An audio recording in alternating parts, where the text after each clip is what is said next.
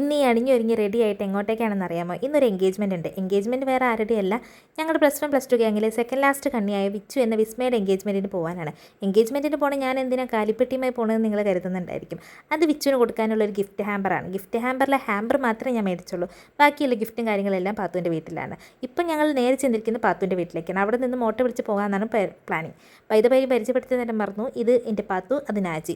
പണ്ട് combine study എന്നും പറഞ്ഞ് ഞങ്ങൾ പുള്ളുമാരുടെ വീട്ടിൽ തന്നെയായിരുന്നു. ഇതാണ് ഞങ്ങൾ സെറ്റ് ചെയ്ത ഹാമ്പർ കേട്ടോ, വിച്ചുവിന് കൊടുക്കാൻ വേണ്ടിയിട്ടുള്ളത്.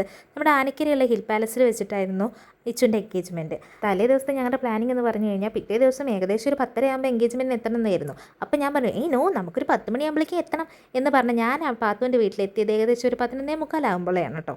പിന്നെ അവിടെ നിന്ന് ഞങ്ങൾ എൻഗേജ്മെൻറ്റ് ഓഡിറ്റോറിയത്തിലൊക്കെ എത്തുമ്പോഴേക്കും ഏകദേശം 12-12:30. എന്തോ ഭാഗ്യത്തിന് അവരാരും ഭക്ഷണം കഴിക്കാൻ പോയിരുന്നില്ല. അങ്ങനെ സ്റ്റേജിൽ ഒരു ഫോട്ടോഷൂട്ട് നടക്കുന്ന കാരണം കൊണ്ട് നേരെ വിച്ചുവിനെ കയറി കണ്ട് ഫോട്ടോഷൂട്ടും ഗിഫ്റ്റും കാര്യങ്ങളൊക്കെ കൊടുത്തു. പിന്നെ ഞങ്ങൾ അവിടെ നേരെ ഭക്ഷണം കഴിക്കാൻ ഇറങ്ങി. ആ നിന്ന് കറങ്ങിക്കൊണ്ടിരുന്ന പ്രൊഡക്റ്റ് നാജിയുടേതാണ് കേട്ടോ. പിന്നെ ഞാൻ എടുത്തുകൊണ്ട് വന്ന പ്രൊഡക്റ്റ് പാത്തുവിൻ്റെതും.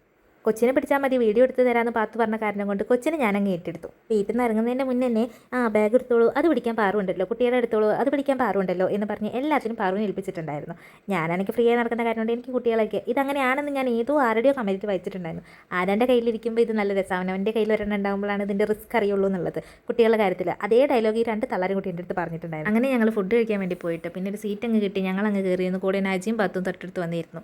അങ്ങനെ ഞങ്ങൾ ഓരോ വർത്താനമൊക്കെ പറഞ്ഞ് പഴയ ഓർമ്മകളും കാര്യങ്ങളെല്ലാം പറഞ്ഞ് പിന്നെ കുറേ പേരുടെ കുറ്റങ്ങളും പരിദോഷങ്ങളൊക്കെ പറഞ്ഞിരുന്നപ്പോൾ ഫുഡ് വന്നു പിന്നെ മിണ്ടില്ലല്ലോ, നമ്മൾ ഫുഡിലോട്ടാണല്ലോ ശ്രദ്ധ. അങ്ങനെ ഫുഡ് കഴിച്ചുകൊണ്ടിരിക്കുന്നതിൻ്റെ ഇടയ്ക്കാണ് വിച്ചും ചെക്കനും വന്നത്. ഞങ്ങളുടെ ഓപ്പോസിറ്റുള്ള സ്ഥലത്ത് വന്നിരുന്നത് കേട്ടോ. അപ്പോൾ ഞങ്ങൾ വിച്ചുവിനിലേക്കായി പിന്നെ ഞങ്ങളുടെ ശ്രദ്ധ മൊത്തം. കാരണം എന്താ വെച്ചാൽ വിച്ചുവിൻ്റെ ഡ്രസ്സ് അതുപോലെ ഓർണമെൻറ്റ്സ് കാര്യങ്ങളെല്ലാം വിച്ചു നല്ല അടിപൊളി സുന്ദരി കുട്ടിയായിട്ടുണ്ടായിരുന്നു. അതുകൊണ്ട് തന്നെ ഞങ്ങൾ വിച്ചുവിനെ ഇങ്ങനെ പൊഴുത്തിക്കൊണ്ടിരിക്കുന്നു. പിന്നെ പണ്ട് വിച്ചു പറയായിരുന്നു നല്ല വണ്ണമായിരുന്നു, വിച്ചു വല്ലാണ്ട് സ്ലിമ്മായിപ്പോയി, അതെങ്ങനെയാണ് എന്നുള്ളത് ഇന്ന് രാത്രി ചെന്ന് വിളിച്ച് അന്വേഷിക്കണമെന്നൊക്കെ പറഞ്ഞിട്ട് ഞങ്ങൾ അങ്ങനെ പറഞ്ഞുകൊണ്ടിരിക്കുമായിരുന്നു.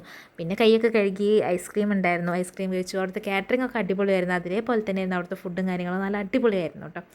അങ്ങനെ ഫുഡൊക്കെ കഴിച്ച് കഴിഞ്ഞിട്ട് വിച്ചുവും ചെക്കനും കൂടി വരുന്നുണ്ടായിരുന്നു. പിന്നെ ഞങ്ങൾ വിച്ചുവിനോട് യാത്രയൊക്കെ പറഞ്ഞ് അവിടെ നിന്ന് ഇറങ്ങി കഴിഞ്ഞാൽ ഞങ്ങൾക്ക് പോകാൻ വണ്ടിയില്ലല്ലോ. അങ്ങനെ ഞങ്ങൾ എന്ത് ചെയ്തു, കുറച്ച് നേരം പിള്ളേരെ ഫോട്ടോഷൂട്ടൊക്കെ നടത്തി അതിന് ശേഷം വണ്ടി പിടിക്കാം, അതായത് ഒരു ഓട്ടോ കാണുന്നത് വരെ തെണ്ടാമെന്ന് കരുതി മുന്നോട്ട് ഇറങ്ങി.